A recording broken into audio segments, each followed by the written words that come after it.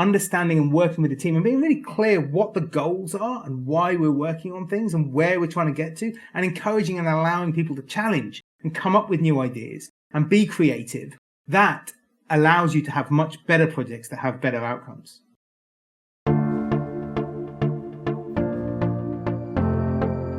Happy New Year! We have been running for 9 years. So we're excited that we're still going and that you, our listeners, are still part of the show. So welcome to a brand new episode of Manage This. I'm Wendy Grounds, and here in the studio with me is Bill Gates. We have been thinking about New Year's resolutions. I'm not very good at New Year's resolutions. I tend not to bother. I just don't go there. But I don't know if any of you are thinking about how to be less stressed. In 2025, I don't want to be stressed. And I think that's a good resolution to look at. That's a great goal. Our guest, James Lutet, is a passionate advocate for impactful project management. And he talks about how to be less stressed as project managers because it really deeply impacted his life when he was working under very high stressful conditions. He realized that project management is not just about effort, but also about creating real impact. He has an impressive track record that includes roles like PM Competency Lead at the Bank of Ireland and Chief Information Officer at CPL. He's led numerous successful projects. He emphasizes practical, human-centric approaches that change the way we think about a project and the people we work with. In 2023, James launched Impactful Project Management, which has been helping hundreds of people become more effective at managing their projects. He also won the 2023 Project Management Professional of the Year Award from the PMI Institute in Ireland, and his new book is called Leading Impactful Teams. This is a great book. I can't wait to get into it with James. I think we're going to talk about a number of things, including value and effort and hippos. And butternuts. Butternuts and bananas. Yes. So let's kick off the year with some insights that can transform not just our projects, but our lives. Hi, James. Welcome to Manage This. So happy to be here, Wendy. Thanks ever so much for having me. Yeah, we're looking forward to this conversation. I think it's a great way to hit off our new year. Talking more about how to be less stressed. And you have so much experience in this. You have quite a story. You shared in your book, Leading Impactful Teams, how you had a very stressful work environment and it led to a significant health issue for you. What were some of the warning signs that you found that you were just heading towards way too much stress? Yeah, it's one of those things, and now I speak about it a lot. And I find it resonates with a lot of different people who are feeling this kind of overwhelm, this feeling that there's just too many things to do and not enough time to do them in. And we've all got the same amount of time. And for those of us, intelligent, creative, hardworking people, there's an infinite amount of work. And you can always, especially as a project manager, when you're thinking about the outcomes of your project, there's always something you can do to drive it forward and make it, move better and do something better, coach someone or teach something or have that conversation with a stakeholder. So if you don't put boundaries on it, it really can be a big challenge. I don't know how much of the story you want, Wendy, but I'll tell you a little bit. I'll give you some of the. So I was running a big project for probably a program you'd call it for a bank back in 2016, and it was one of those ones with like 1,500 requirements. Massive complex organization, and you take a legislation and you apply it and there's no kind of rhyme or reason to what the legislation's asking. And trying to manage all that alongside, at the same time, I was kind of head of the competency for this thing, and I was the client data protection lead for that thing. And then we had 3 young kids at home as well. Under the age of 5. You got to add that too. I remember reading that. That's it, yeah. My head just blew exactly. up. 3 kids under the age of 5. So you're trying to get sleep, you're trying to manage everything, trying to give my wife a break, all of that kind of stuff. And then over the course of a week, I just got this worse and worse headache. And I describe it in a bit more detail in the book.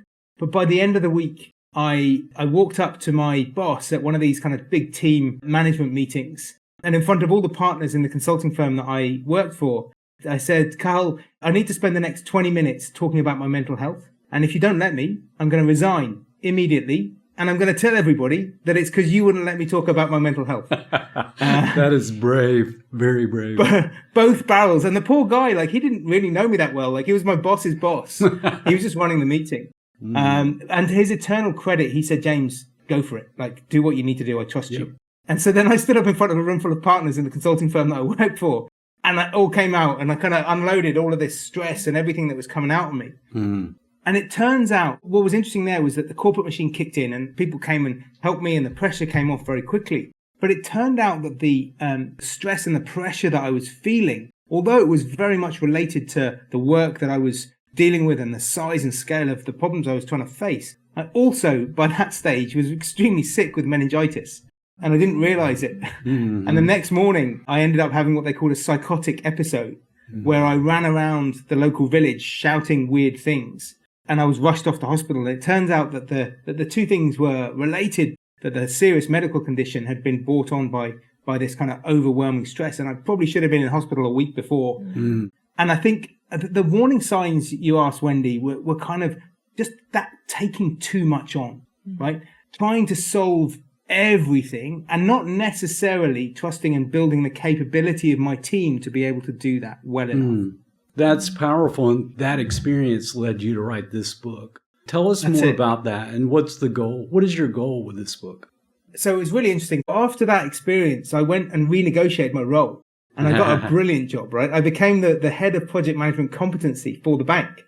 I think everyone was a bit embarrassed about the fact that it had happened. And there was a big discussion about how can we make sure that this kind of thing doesn't happen again. So then I got this gig where I could go and learn everything and teach everything. I went and did my PMP, I did my Scaled Agile framework, Scrum Master, but I also learned loads of stuff about design thinking and facilitation and psychology and how to motivate people and all the really interesting stuff that those of us in project management get into. And I started having these very experienced people coming to me and asking for advice and to talk through the problems and the challenges that they were dealing with. And so it was amazing. I got to do these reps over and over again of all the most interesting problems on projects. And a few years later, then I was lucky enough to be invited to apply to be chief information officer of a big company here in Ireland.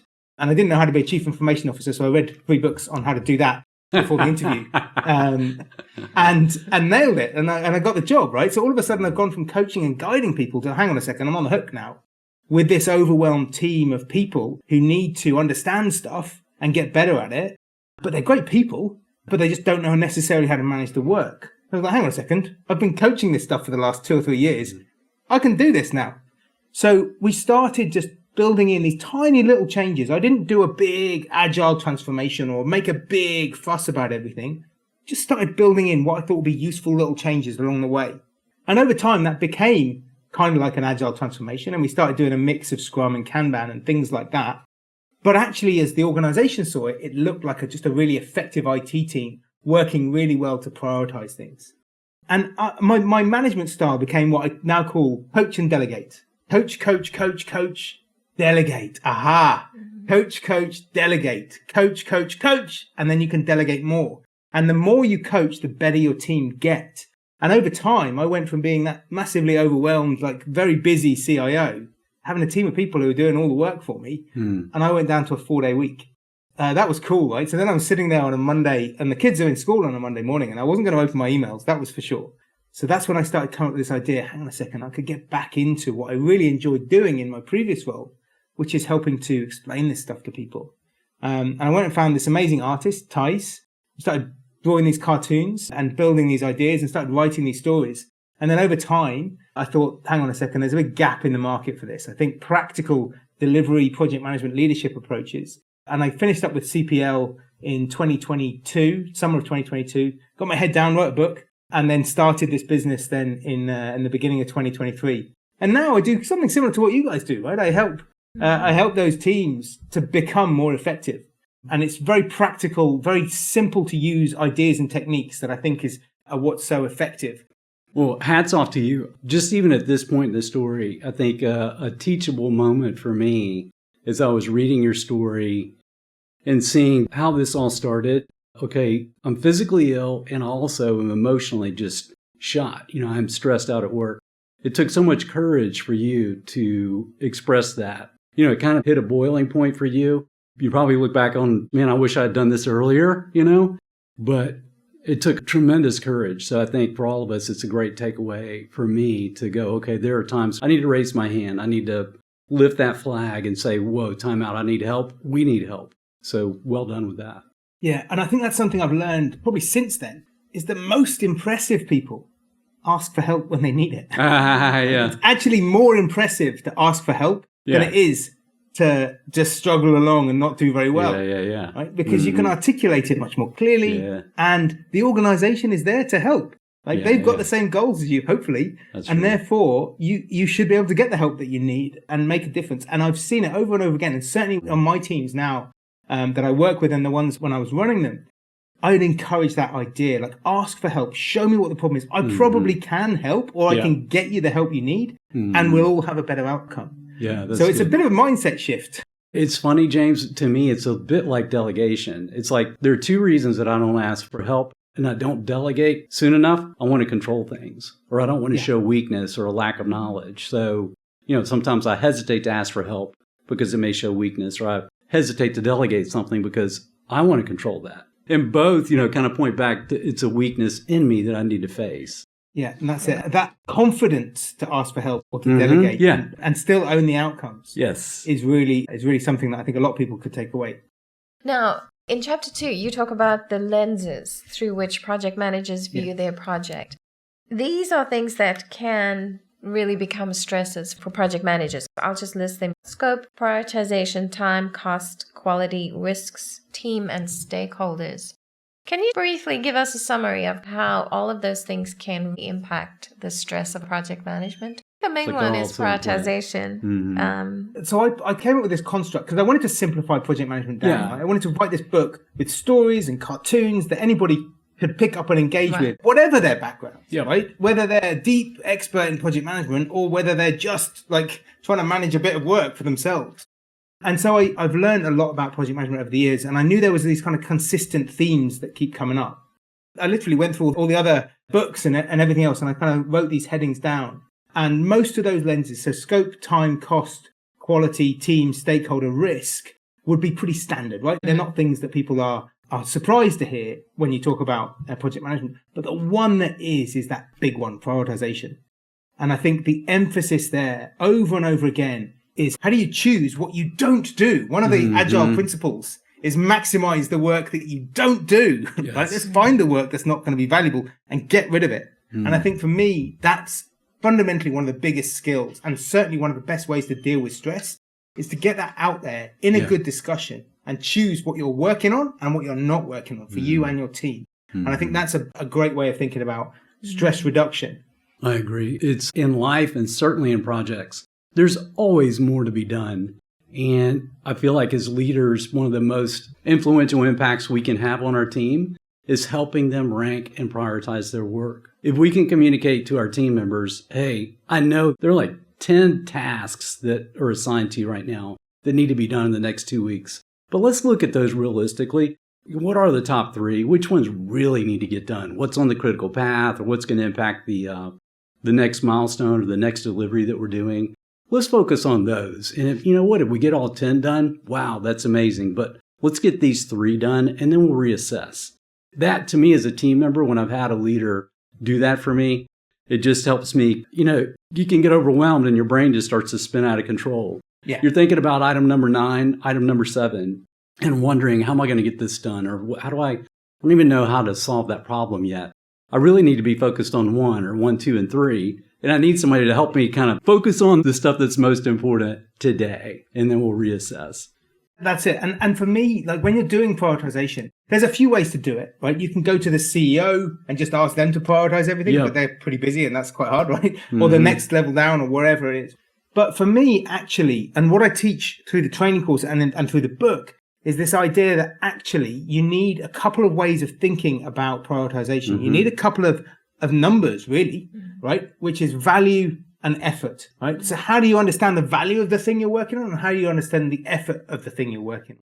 And if you don't have both of those, if you're just working off value, or most organizations don't even put a number on value, which is kind of scary, right? They're just working off gut feel if somebody says that's important, and you end up with this bucket of must.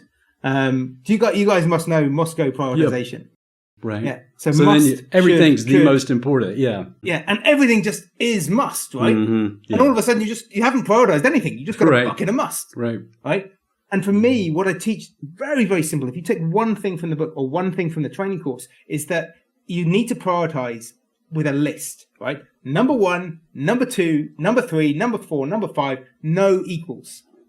No equals. The second you have equals, everything breaks, right? Yeah. Because all of a sudden somebody can say, well, that's just as important as that. So therefore that's abdicating responsibility for making a decision. Right. Then how do you estimate the value? Well, I go through a couple of examples in the book, but you tie it back to the business value. And actually, I would advocate that you put a number on it. And then how do you estimate the effort? Well, something like planning poker or having a good conversation with your team. And once you have both of those things, you can use them to really prioritize your list. And you can do that. The great thing about this as a technique is it works at C-level, right? It works at board level in an organization. That's how they should be deciding on projects. Yeah. But it also works all the way down to every single level of the organization, down to one person deciding what they do this week. And that core, and I describe it as pawpaws and prickly pears in the book, is so powerful. And it allows that CEO to speak to that junior member of the team. That's great. There's a topic that I think is kind of related, and I want to go ahead and jump into it now. I just like your way of using the HIPPO phrase. And when we're talking about prioritizing and defining our requirements, I think this is something that project managers need to hear. With HIPPO, you talk about the highest paid person in the room. So let's say we're trying to define and rank our requirements. Many times as project leaders, we walk into the meeting and we're not thinking about the impact that HIPPO can have. So describe the HIPPO, the negative influence that they could have, and then describe some approaches to overcome the HIPPO.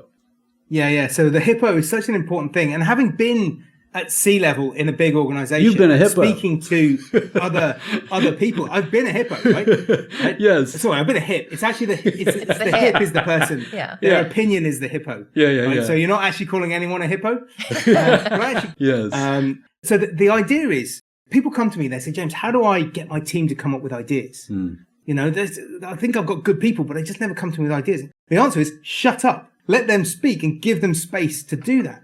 But people find that very, very hard because the reason they're senior, the reason they're highly paid is because they've been there and done it. They've got some experience. They do know what they're talking about. So the skill for those people is to find a way of dealing with that. What happens in the brains of a lot of people when they're sitting in a room, if you ask the team, guys, what could go wrong on the project, right? Let's do risk identification. Yeah. What could go wrong on the project? And they're going to sit there and go, well, we're probably not going to get this. They'll be thinking of all the ideas. But somebody, and it doesn't necessarily have to be the highest paid person, but somebody influential, very often somebody experienced or more senior, will come in with their idea. And all of a sudden, all the other ideas will get shut down. They'll just stay inside people's brains and they'll never be aired because all of a sudden we just start talking about that one thing. And it might be a good thing. It might not be a good thing, but it might be. And all of a sudden we just talked about that one thing. And I think that's really dangerous. And it's a really clear, so many meetings go off down that road. And you lose this opportunity to listen really well to people. So what I came up with, because I was doing a lot of the design thinking type training and learning about that world and facilitation techniques.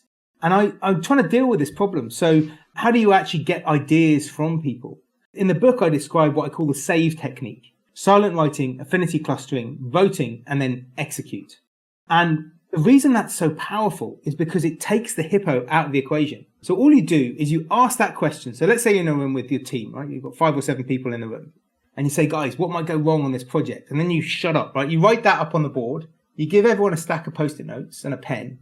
And you say silent writing. And you literally don't allow them to talk. No copying. It's exam conditions. And you go around, and I actually do this on the training course. I actually invigilate. And I make a joke about, Austin Powers with a bag of right? That's good. And there's a thing in Dr. Evil, I think, does it, right? And I go around, and what happens is this weird thing, right? For the first time in a year, often, people start thinking, hang on a second, what might actually go wrong on this project? Because all of a sudden, I've now got a deliverable, right? I've got to write some Post-it notes. Yeah. And they look off in the sky, and they look up out the window, and they start thinking about all the things that actually they think might go wrong. And once they're written down, they're on a Post-it note, they're safe. Exactly. They can't go anywhere. Yep. Right? They're physically in the room. And then all you have to do is gather them up, using a technique like affinity clustering, get them onto the board, decide which ones are right, which ones are wrong, prioritize them. And you can use the just voting for prioritization if you don't want to do value and effort for it. And then you've done this most amazing thing, right? You've got everyone's ideas, you've clustered them, you've understood the outliers, you've prioritized them, and then you can go and take that amazing prioritized list, I love prioritized lists, and execute it. And all of a sudden, you know what the biggest risk is, as according to the team that are on the project, and you could deal with that one, and the second and the third, and they get different priorities. And you've tamed the hippo. Yeah, that's so good. And you give such practical advice on this topic too. You say, as a leader, if you can recognize the hip and have let's say her name is Lisa, and maybe it's just because of the influence that she has. And, she's been with the company for 22 years. She's been through similar projects. Everybody has tons of respect for Lisa, but you don't want to have what she says shut everybody down. So you just pull her aside and have a conversation with her before the meeting. And let her know, because then she's going to get it, and she'll, I want to hear from George. I want to hear from Teresa. Absolutely. She'll be on board with that. So that's just another very practical step that you give so that she understands, the influence that she has on the group. Yeah, I've found that there's this kind of reputation that a lot of senior people have for not being particularly, emotionally intelligent or empathetic. I don't find that at all. Yeah. Right? I actually find most people, if you give them time and space, particularly at senior levels, they are extremely empathetic. That's how they got there. Right? They do understand people and how to interact with them, but very often they just don't have time to do this thing. And if you just pick up, take a copy of the book or just a hippo and just go and say, look, I heard about this thing on a podcast, right? It's really important we get the ideas from the team. Yeah. Would you mind if we just try this thing? It's going to take us 10 minutes at the beginning of a meeting and we might get some ideas. And your ideas will come in. You can still write the post-it notes. You can even decide which ones the most important ones are, if that's how we need to go at the end. That's okay as well. But at least you're getting the ideas and the creativity out there. And it empowers the team. Yes. And they also learn a lot from doing that. Yep. VelociTeach is an award-winning project management training company founded by Andy Crow, author of the PMP exam, How to Pass on Your First Try. This book has become one of the most respected books worldwide on the PMP exam. You can prepare for your PMP exam with our VelociTeach exam prep boot camps. We offer a comprehensive accelerated learning program that includes live instructions from subject matter experts and all the study tools needed to pass these rigorous exams. Take a look at our self-study, self-paced online, or live instructor-led class offerings. Knowing what to study should be effortless. That's where VelociTeach can help. Easy to read, easy to understand, exactly what you need to pass, and with the VelociTeach no risk guarantee, get certified or get your money back. This was something I found such fun to read about in the book, was the Butternut story. Oh, God. You have a quote. Let me start with that. Impactful project managers tend to think in terms of the project's outcomes rather than its outputs. Can you talk a little bit about that? How we tend to be so focused on that, on outcomes, and what happened with the butternuts? Yeah, so this is an interesting one, right? So for me, there's two types of quality, right? There's the quality of the outputs. So this is your PMI stuff. This is your PMP. How well have we got a PID? How many documents have we got written down? All of that sort of governance. Do we have the right governance in place? Which is important, right? And then there's the quality of the outcome, which is, did we actually do the thing that the company needed or that the people needed, right? And you can often have these projects where the outputs are amazing, wonderful, but the outcome is awful, right? You've done loads and loads and loads of things and you haven't actually got a very good outcome.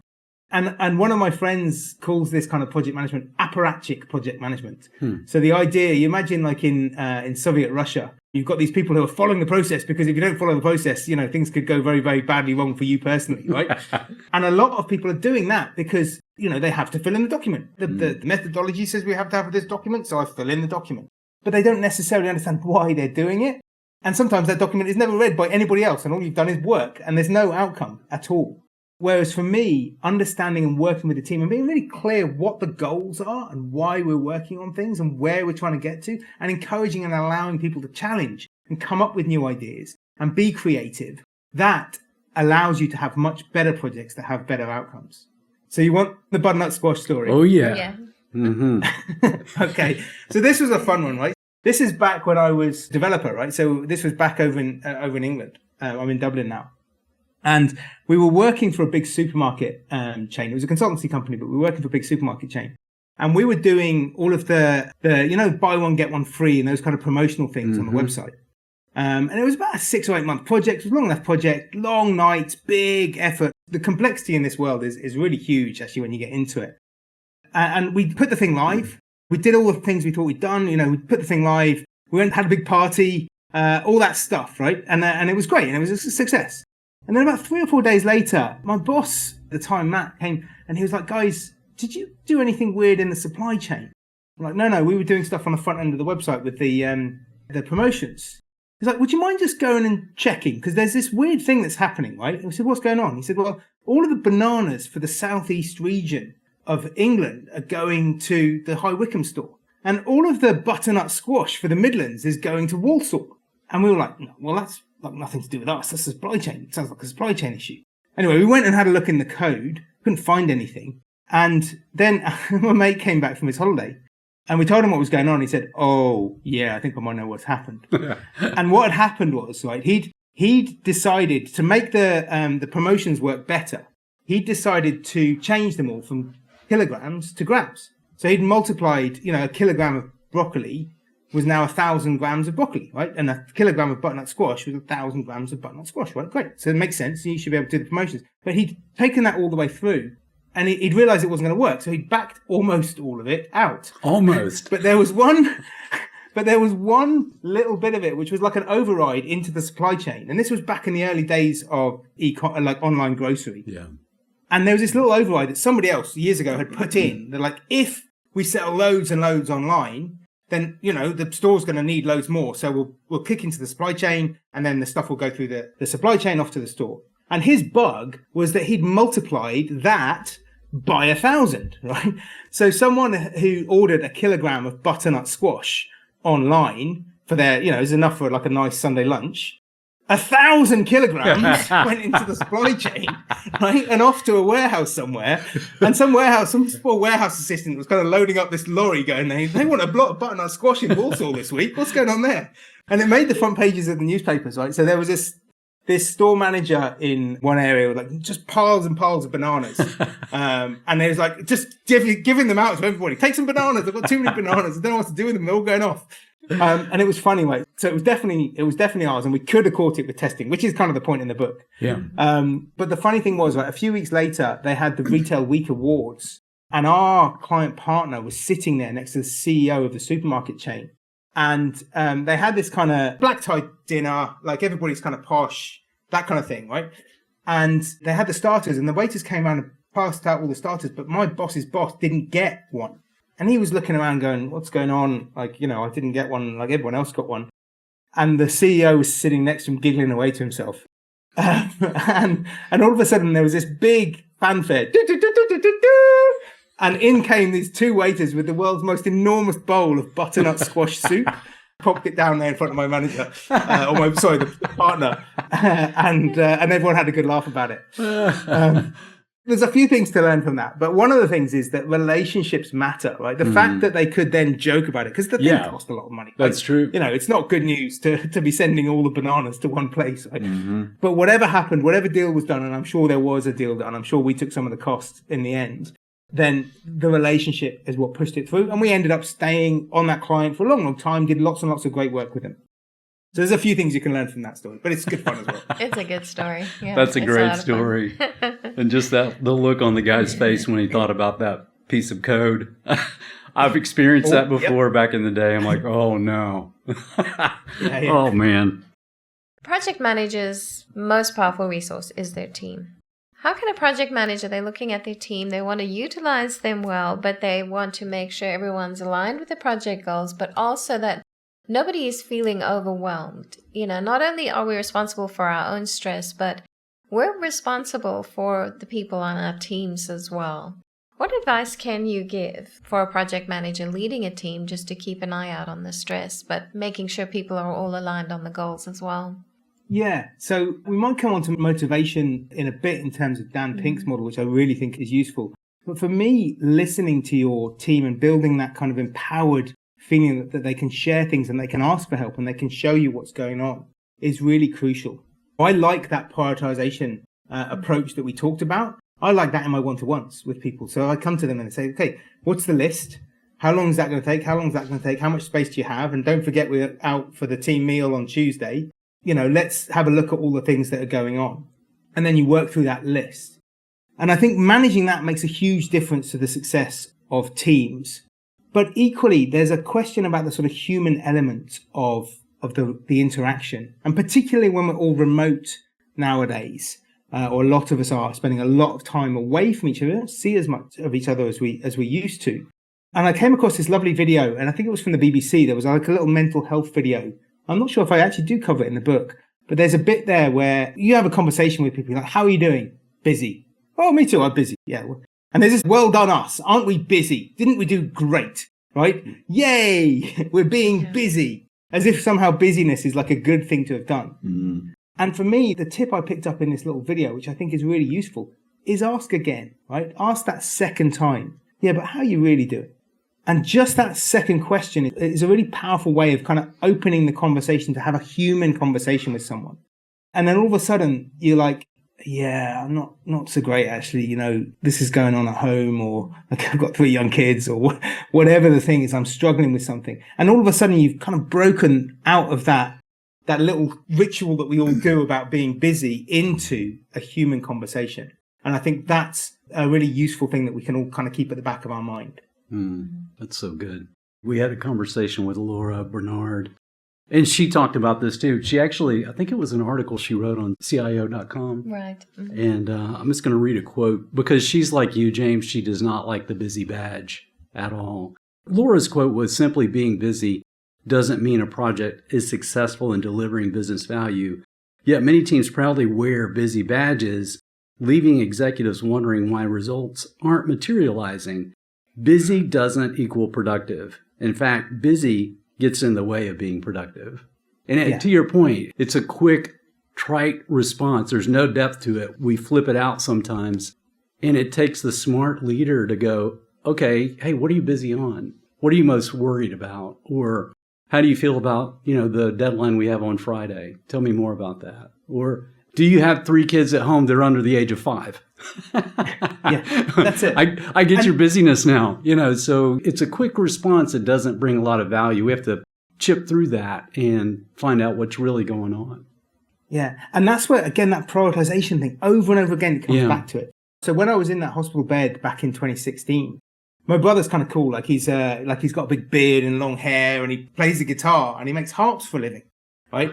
And he sent me this amazing video of him playing the Bare Necessities, from the Jungle Book, to his young son, right?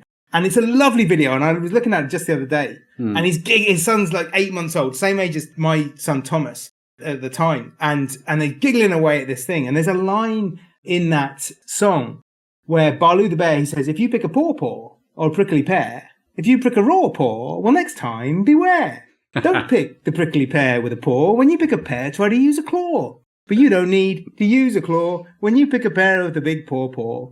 And that, for me, is the essence of value and effort prioritization, right? So a pawpaw is like a big, juicy, yummy thing. It's actually a papaya, right? It's a lovely thing with loads of value in it. And if you're working on that, you're going to get loads of value. And it's going to be quite easy. It's there and you eat it. And a prickly pear is what it says on the tin, right? It's smaller. There's less value in it. It's really hard to eat, and it's covered in spikes. And the question I ask when I'm training people is, what prickly pears are you picking? Right? If you're working on those high effort, low value things, right? What are they?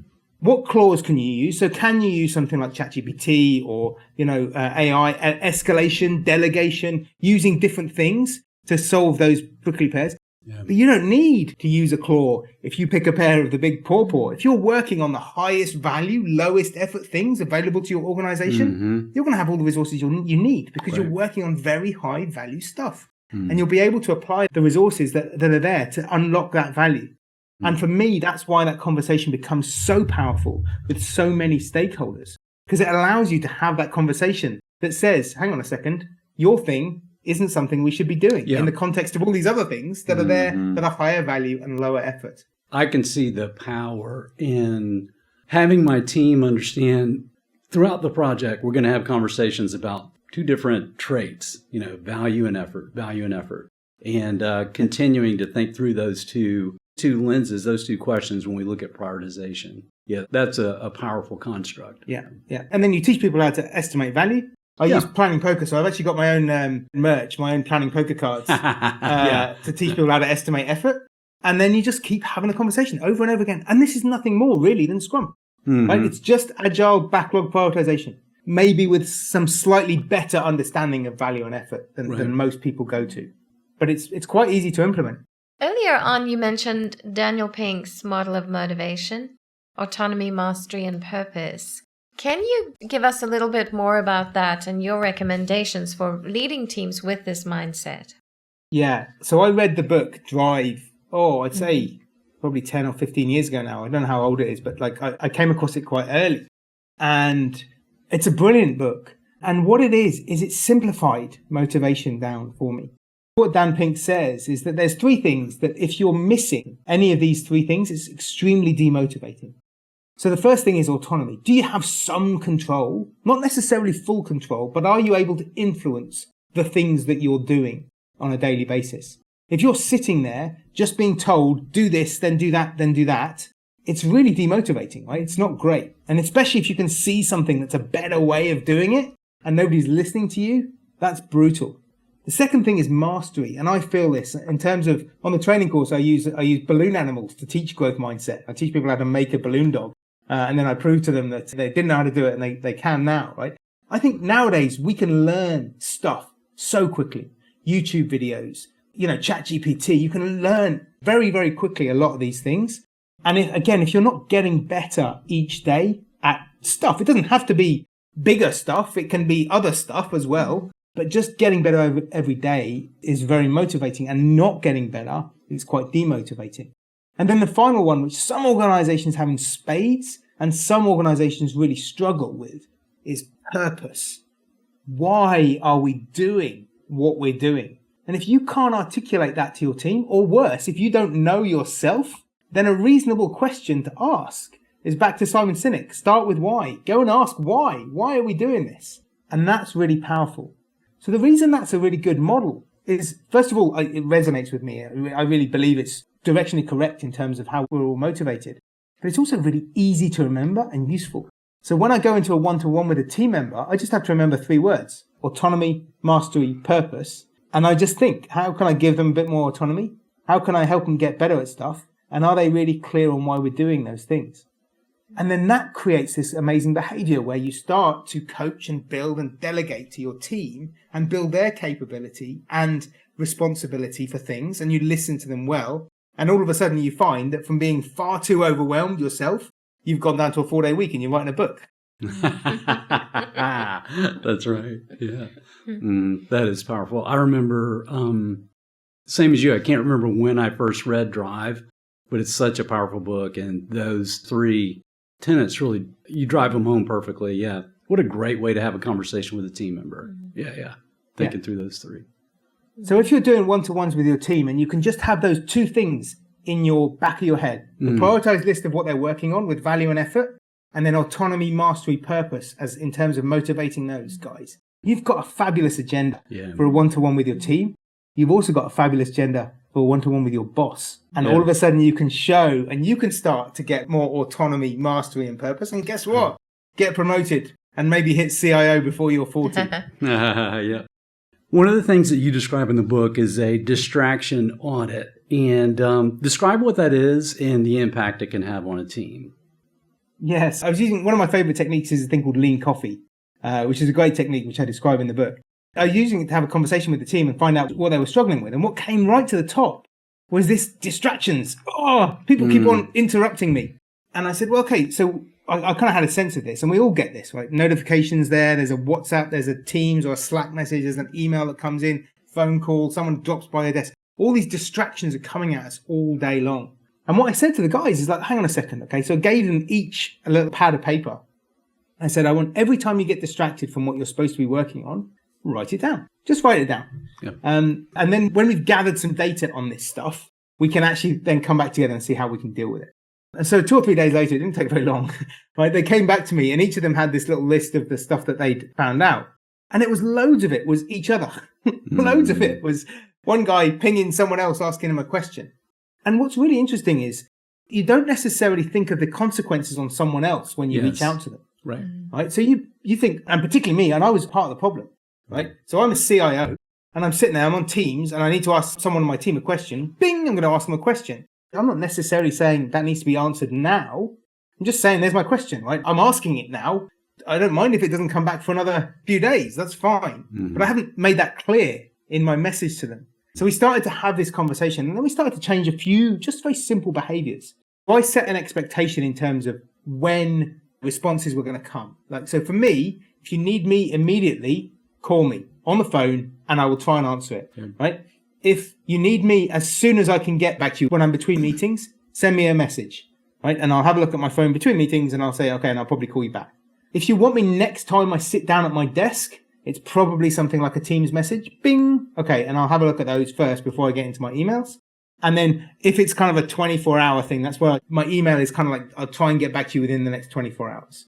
So just by setting the expectation that there's a different level of time frame over these different communication methods, that helped quite a lot. The other thing that I found really useful was this kind of like bing, bing, bing between two people. And I said, well, write some of that stuff down. Just write it down on a list. And I started doing this thing, and I have done this for years actually, which is quite an impressive thing to do, is you just have a list for your next one-to-one with your boss. And Lorna was my boss, so I used to have the Lorna list. And I'd write down, whenever I thought of something that I needed to speak to Lorna about, I'd just write it down on my list. I wouldn't tell her about it. I wouldn't do anything apart from write it on the list. And then just before the one-to-one, I'd tidy up the list. Oh, that's sorted. Don't need that. Oh, there's another one to add here. Tidy up the list, and I'd go into my one-to-one. And I was highly prepared for that conversation. And I looked really impressive, right? Because I had a list of all the things, and I really looked like I was on my brief. And then I started getting my team to do the same thing. And then not just with me, but with each other as well. And then you might find that there's two people who need to do a lot of that back and forth. Well, sit them next to each other and give them an hour. And they can work together for an hour instead of sitting miles apart and pinging each other and interrupting each other. Simple changes to your work environment that make such a big difference to the level of distraction and noise and pressure that we all feel. Yeah, that's so good. I have a team, as you're describing that, James, I've got a team member. We meet weekly, and she's so good at keeping that running list and, like you say, sorting it as we get closer to our meeting date. If there's something that's urgent, then, we'll meet ahead of time. We'll meet, spur of the moment. But there are things that she'll look at and go, I can save that until our regular meeting. We've hit a really good balance there. That's a powerful thing. Yeah, that audit is a great idea. It makes me think of Deep Work, the book by Cal Newport. If we're going to achieve deep work and really provide value to our teams, then we have to have uninterrupted time. We have to have dedicated time. So doing a distraction audit is a very worthwhile exercise to go through. Thanks for walking us through that. Yeah. James, if our audience wants to find out more, where's the best way they can connect with you? So I'm on LinkedIn. That's probably my main social media. I do have a TikTok channel if you want to have a look at some of my career tips and things like that. The book is out. I actually just recorded the audio version of the book. It's going to be on Audible soon and Spotify and all those other places. So we'll get a link into the notes for the show. Yeah. But yeah, reach out to me on LinkedIn. I've got a website, impactfulpm.com, and it'll be great to hear what people think. Perfect. Excellent. Yeah, we'll put all the links into the transcript so people can find them easily. Well, this is so powerful. This is advice that comes from years of experience and I've got to say personal sacrifice. Right from the beginning of the book, we get a sense of the urgency and the importance that this has to you because you've had to face burnout. You've had to face incredible stress. And we're all the beneficiaries. So thank you. Thank you. Great book. Excellent tips. I've learned from some amazing people over the years as well. So, I didn't make most of this stuff up. I just learned it from great people. Well, we appreciate your candor and honesty in it. Thank you. Thank you ever so much. It's been a lot of fun. That's it for us here on Manage This. Thank you for joining us. You can visit us at velociteach.com, where you can subscribe to this podcast and see a complete transcript of the show. Now for our chance to give back. You've earned real free PDUs by listening to this podcast. To claim them, go to velociteach.com, choose Manage This Podcast from the top of the page. click the button that says Claim PDUs and click through the steps. Until next time, stay curious, stay inspired, and keep tuning in to Manage This.